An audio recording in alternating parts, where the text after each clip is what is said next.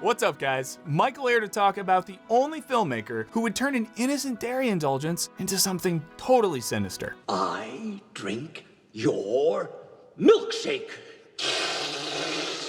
I drink it up! That's right, Paul Thomas Anderson. Husband to Maya Rudolph, reformed 90s bad boy, and undoubtedly one of the most interesting filmmakers of our time. Every frame, sound, and word in PTA's filmography feels totally intentional. And so analyzing his work seems more fitting for a PhD in film studies than for this humble YouTube channel. But in the spirit of better appreciating his latest installment, Licorice Pizza, we thought it'd be worth looking at a couple of intersecting themes that seem to permeate his films, specifically family and capitalism, and the uneasy tension between the two.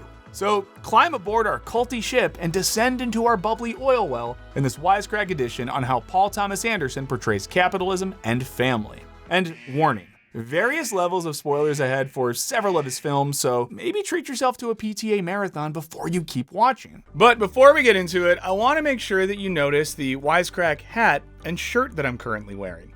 Now on me, wearing Wisecrack gear is just one more way I'm eroding my work-life balance. But on you, a Wisecrack tee would signify that, hey, I enjoy watching a small group of nerds analyzing the shit out of pop culture. Or maybe you want everyone to know that you're the world's preeminent expert on the sexual proclivities of Mr. Nimbus, in which case, a sticker for our podcast, The Squanch, will do the trick. Want to signify that you have a literal thirst for knowledge? We've got a mug for that. So visit wisecrack.store to see everything in our merch collection. And use code NEWYEAR at checkout and you'll get 10% off your order through January 7th. Thank you guys so much for all your support. And now, back to the show. Now let's start by taking a brief look at Licorice Pizza, which explores a blossoming romance between two youngsters in the 1970s San Fernando Valley. You have teen Gary, serial entrepreneur and child actor who does not seem bound for thespian greatness. And there's Alana, the wayward 20-something who seems to lack purpose. They form an unlikely bond as they co-navigate the most difficult task a young person can face, hanging on to your youthful naivete before being sucked into the weird, ugly world of adulthood. They also manage to start a waterbed company and avoid getting murdered by a psychosexual freak played by Bradley Cooper. Perhaps more so than most directors, Anderson's work is thematically diverse and wide-ranging, encompassing heavy drama, But it's not going to stop. a subversive rom-com, So you bought all that pudding so that you could get 3.5? I know, yes. That's insane. a neo-noir, What I mean is, what I believe is that you killed his father. and so on. Still, at first glance, the heartwarming and at times very sweet Licorice Pizza might seem like a strange pivot. After all, it comes from the brain behind intense, gutting films like There Will Be Blood, The Master, and Magnolia. But upon closer examination, it's really right at home in his repertoire, and not just because it takes place in Anderson's beloved San Fernando Valley. See, Gary and Alana, along with Gary's goofy friends, create a sort of surrogate family, and it's one founded in part out of their own estrangement and or lack of emotional fulfillment in their own families. Gary's dad is out of the picture, and the kid's mom feels more like a business partner than a maternal figure. Alana's deeply out of place in her conservative Jewish family, and her interactions with them tend to devolve into impressive screaming matches. Listen, young lady, you don't bring this idiot to Shabbat dinner here. Listen, Dad, he's an atheist and an actor, and he's famous. But he's Jewish. He was gonna take me out of here. This is fitting. Families are at the core of much of Anderson's work. For his part, Anderson even told the Village Voice that, "It's the simplest, most direct way I can say it. My movies are about family." And those explorations of biological family are defined by dysfunction. In his early film Boogie Nights, Marky Mark's Dirk Diggler has an abusive mother who bullies him until he flees home. You're a loser. You'll always be a loser. You couldn't even finish high school because you were so stupid, so what are you gonna do? Similarly, the film Magnolia is anchored in failed father-child relationships that simmer with long-term hatred over abandonment and abuse. You. No, please listen. Listen to me. You. Listen to me right now, Claudia. I am dying. I got sick, and I fell down. Now I'm. You. Get the out of my house. And Punch Drunk Love features a deeply dysfunctional family of siblings, with 7 overbearing sisters, sending Adam Sandler's Barry into a state of perpetual submission punctuated by violent rage. In the absence or complete breakdown of biological family, many of Anderson's characters seek out surrogate familial relationships. Boogie Nights shows Dirk finding an unlikely makeshift family in the world of pornography. The film makes these intentions abundantly clear. I love you, Mom. I want you to be my mom, Amber. Magnolia is similarly peppered with unlikely bonds between its deeply distressed characters. In it, a kind nurse and bumbling police officer provide much of the emotional comfort that biological families have failed to offer. In Punch Drunk Love, it's only when Barry meets a patient love interest who provides him with emotional support and understanding that he can grow and stand up for himself. I have a love in my life. It makes me stronger than anything you can imagine. But of course, this is PTA, and sometimes he wants to kick you in the kidney. So in his films, surrogate families aren't all fun games and vaguely terrifying declarations of love. Like the other films, There Will Be Blood and The Master also show surrogate families, specifically father-son relationships. But these relationships are a lot more complicated and, at times, a lot uglier than the ones we've previously mentioned. And that's because of a little something called capitalism. And specifically, that unique brand of American capitalism. In There Will Be Blood, Daniel, the obsessive oil prospector, adopts his dead employee's child, HW, and basically treats him like a son. However, early on, we watch Daniel pitch himself to small-town folks, invoking his status as a father to win their approval. I'm a family man. This scene gives us our first icky feeling that maybe his relationship with HW is less about love and more about practicality. Having a son humanizes him in the eyes of the townspeople, whose land he wants to aggressively drill. We suspect Daniel does care about HW somewhat. Indeed, he seems to feel guilty about sending him away after the child goes deaf. I've abandoned my child! But eventually, he cruelly admits that their relationship was rooted in economic utility. And I took you for no other reason than I needed a sweet face to buy land.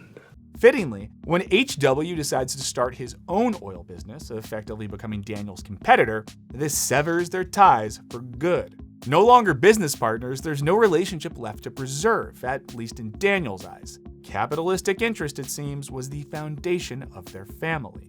Notably, the film also shows Daniel's mirror image in the character of Eli, the ambitious preacher who creates a symbiotic relationship with Daniel, stirring the prospector's long-suffering oil men into a frenzy in his evangelical church. Daniel brings more people to the town for brutally hard work. Those people seek comfort from Eli, and thus, both men grow rich. In this film, capitalism isn't just entrenched in the family. It even invades the most supposedly sacred arena of life, religion. And by the end of the film, PTA seems to indicate that religion has become just as slimy and capitalistic as oil prospecting. He expands on this theme with his next film, The Master, which is loosely based on the life of L. Ron Hubbard. It too explores familial relationships at the intersection of capitalism and religion. Freddy's a violent, traumatized soldier who can only find comfort in sex and booze. Tell me what you see. Well, that's ladies. What about this one? Looks like going inside of. In particular, he f***s a sand lady. He seeks out a father figure for direction who, in an on-the-nose move, even goes by the moniker of Master. Basically a more successful version of Eli with a bit of a naughty side. Philip Seymour Hoffman's Lancaster Dodd has successfully merged capitalism and religion. He grows rich off the wealthy patrons who seek his help to cope with the cultural malaise and alienation that followed World War II.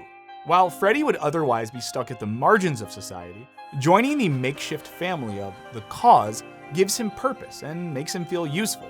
And even though Freddy being useful often looks pretty violent,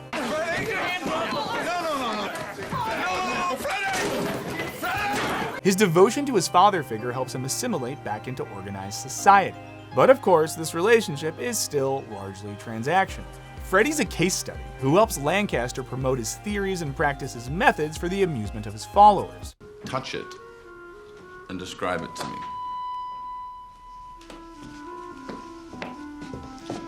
Just wood.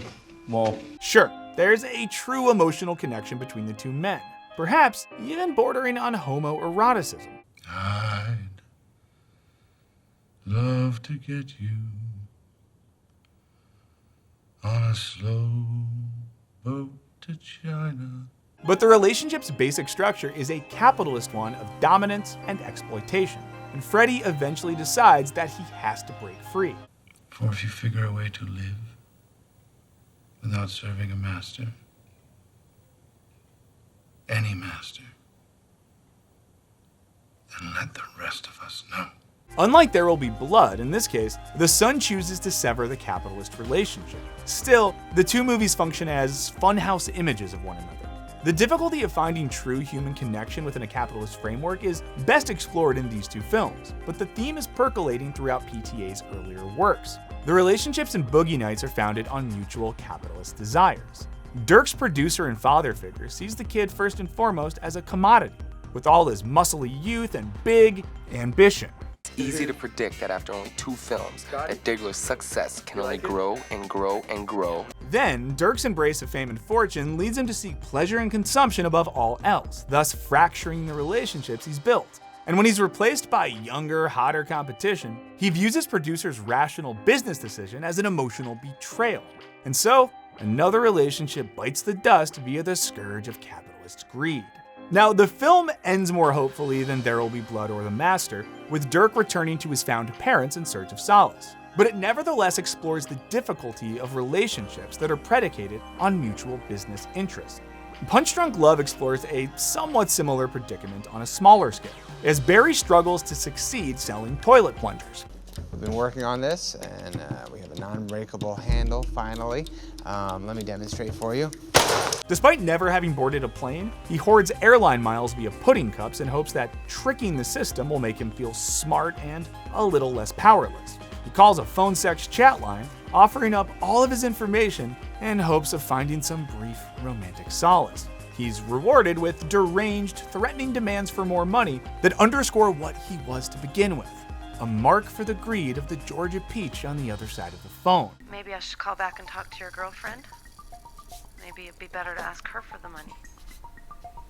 It could be really easy, you know, Barry. I have all your information. I have your credit card information, all of your billing Okay, no, stuff. thank you. Throughout his work, PTA prominently features salesmen, who, by nature of their job, form relationships with the intention of selling. As scholar Jason Spurb explains in his book, Blossoms and Blood, Postmodern Media Culture in the Films of Paul Thomas Anderson, this fits with his broader themes surrounding family and modern capitalism. As Spurb writes, the director is preoccupied with the disintegration of the biological family, the relationship between commodities and personal alienation, the shared financial interest that holds surrogate families together, and the ubiquity of salesmen in everyday life. These salesman characters crop up again and again.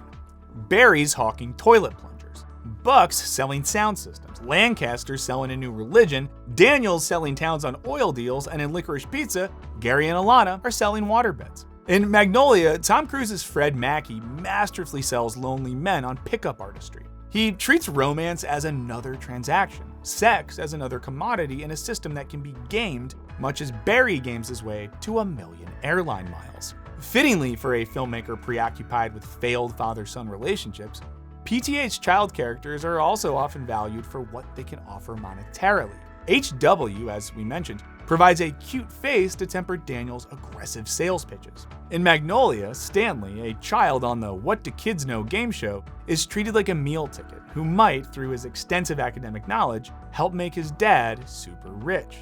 And Dirk, functionally a child, is valued by his porn family for his immense popularity, which have made them collectively richer.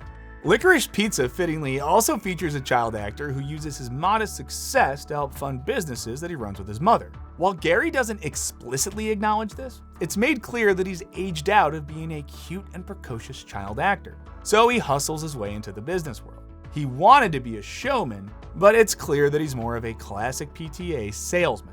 Meanwhile, Alana is pulled towards the more adult worlds of Hollywood and local politics to try and distance herself from Gary's seemingly childish pursuits. I think it's weird that I hang out with Gary and his 15-year-old friends all the time. These twin desires for success and identity pull them apart, but by the end of the film, Spoiler alert, Gary and Alana are back together running through the streets of the valley and seemingly running from the inevitable encroachment of adulthood and the pressures of American capitalism. It's a beautiful but bittersweet moment, as we know they won't be able to outrun these forces forever. At least, not if we've learned from PTA's past films. But what do you guys think? Does capitalism ruin families, or are we just tripping on poisonous mushrooms? And does Licorice Pizza fit PTA's overall themes, or is it something of an aberration in his work? Let us know in the comments. Huge thanks to our patrons for engaging in a symbiotic capitalist relationship with us, and don't forget to check out our podcast. Punch that subscribe button like you're using a bowling pin to kill a preacher, and don't forget to ring that bell. And as always, thanks for watching. Later.